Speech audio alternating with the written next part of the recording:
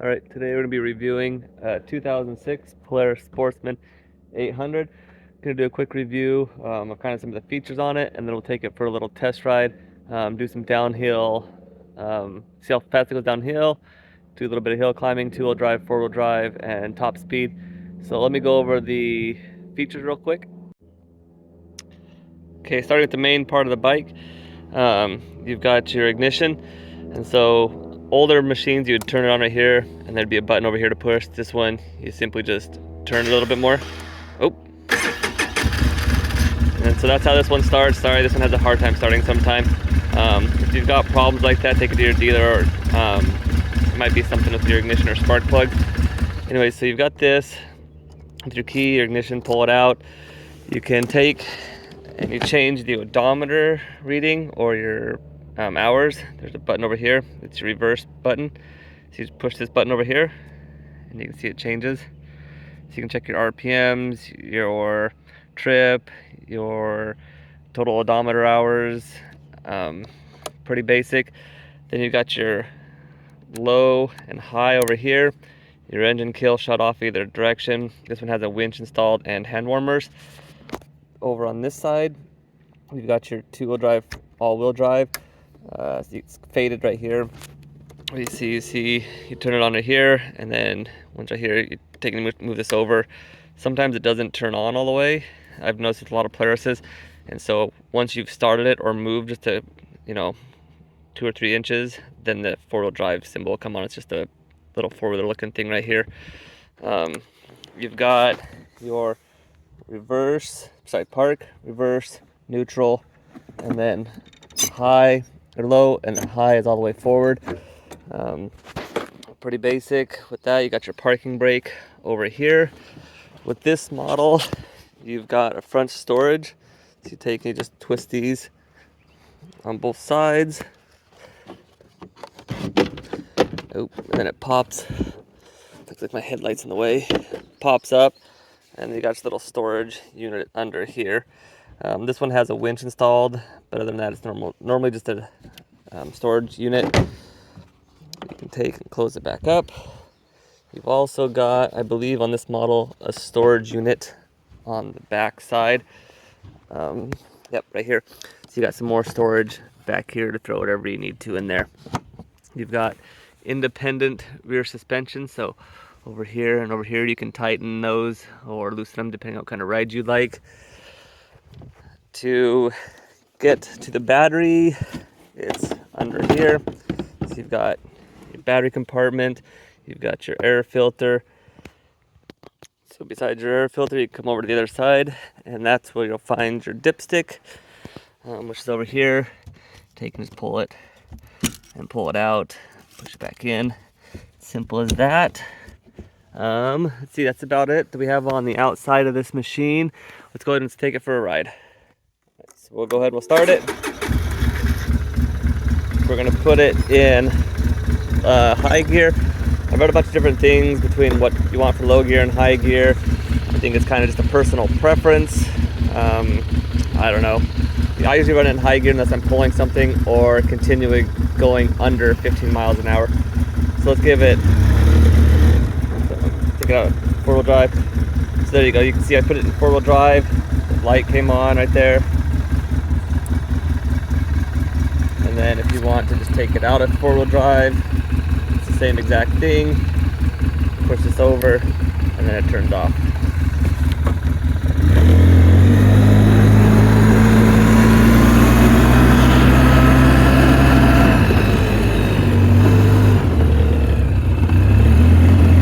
See how fast this thing goes.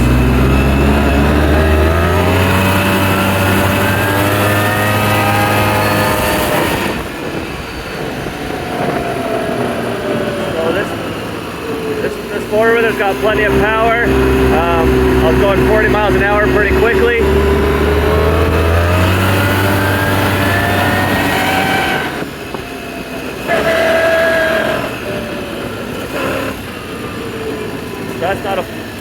That's not a full test. I had plenty of power left to go right there. So we'll take it down the hill a little bit, do a couple little test runs on it.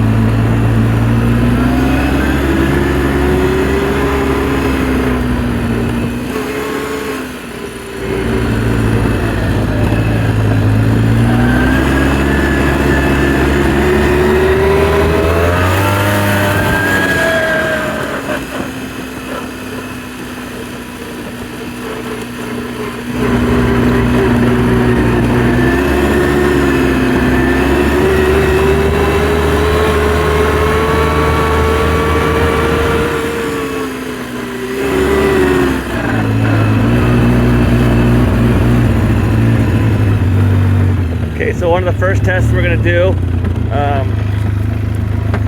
We're gonna do a holdback test. This hill's not real steep, and so I'm gonna take and I'm going to put it into low gear, and we'll see what kind of speed we get going. If we get going more than about 15 miles an hour, I'll just stop it. So let's give it a try. All right, so we're back in low gear. I'm at the top of the hill again. This time I'm gonna keep just a little bit of throttle on it, and we'll see if it holds back any better. Like I said, it held pretty good to about 5 miles an hour and then let go, so let's try it one more time.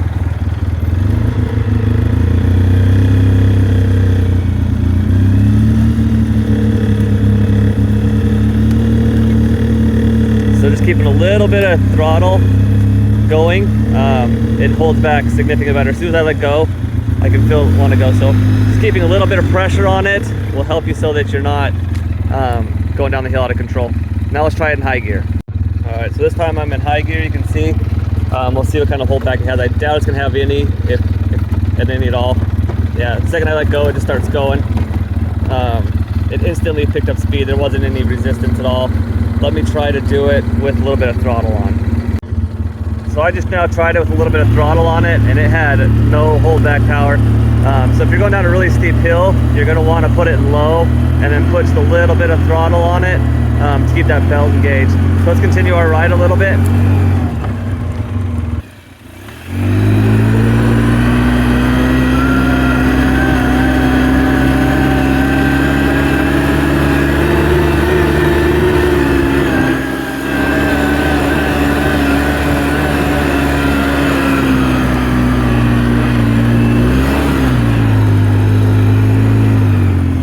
So this machine has plenty of power, I think, probably to do just about whatever you want it to.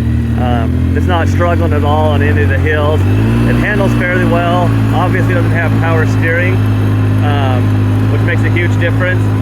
But as far as turnability goes, maneuverability, I guess we can try that out right here through some of these trees.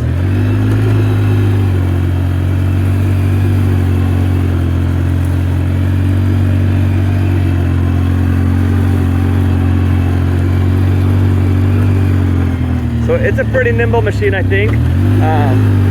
It's definitely bigger than a lot of other machines I've been on, but it is an 800, so it just needs to be bigger to house the engine underneath where you're sitting. Let's do a climb test real fast. Okay, so what we're gonna do here, we're gonna do a little climb test. I'm just gonna put it in low. This would climb it easy and high. It's gravel, so what I'm gonna do is I'm gonna put it in two-wheel drive, and I'm gonna make the back wheels spin just a little bit, and then see if I can get it stuck just enough that it's not moving. And then I'm gonna take it and put it in four-wheel drive, and we'll see what it does after that.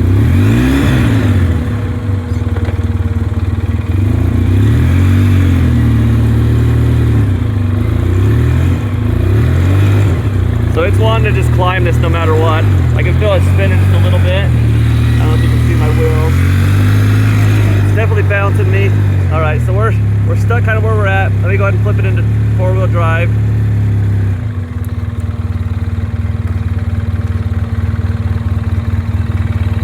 All right, so now we're in four-wheel drive. Let me go and try it now. It's definitely digging. Now we got it going up this gravel hill.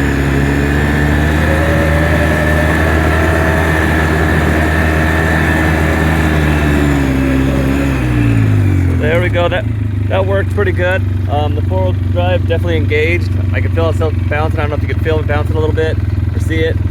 Second I put it in four-wheel drive, it went ahead and took off. All right, so going down the hill again, I got it in low gear. I'm gonna just keep the throttle, and it holds back significantly better than if you're just letting it go. If I just let it go, so it's holding back. If I let it go right now, I can feel the back end. Oh, there it goes, it's cut loose. So yeah, about 7 to 8 miles an hour is where it cuts loose at. When I didn't have pressure on the throttle, I can feel the back end scooching a little bit. I think it's because it's wanting to try and run. So I think as long as you keep the pressure on there, it keeps everything engaged. If you're going downhill, four-wheel drive, that way your front wheels are kind of pulling you as well. Overall, I think it's a pretty good machine. So I've been on lots of four-wheelers my entire life. These Polaris, they're pretty good machines. I seem to have more electrical issues with them when I'm around people versus some of the other machines. The ride on them is fantastic. I don't think you can beat the ride on them. They're really good. This 800 is very powerful. I know a lot of people use the 500, which gets a lot done.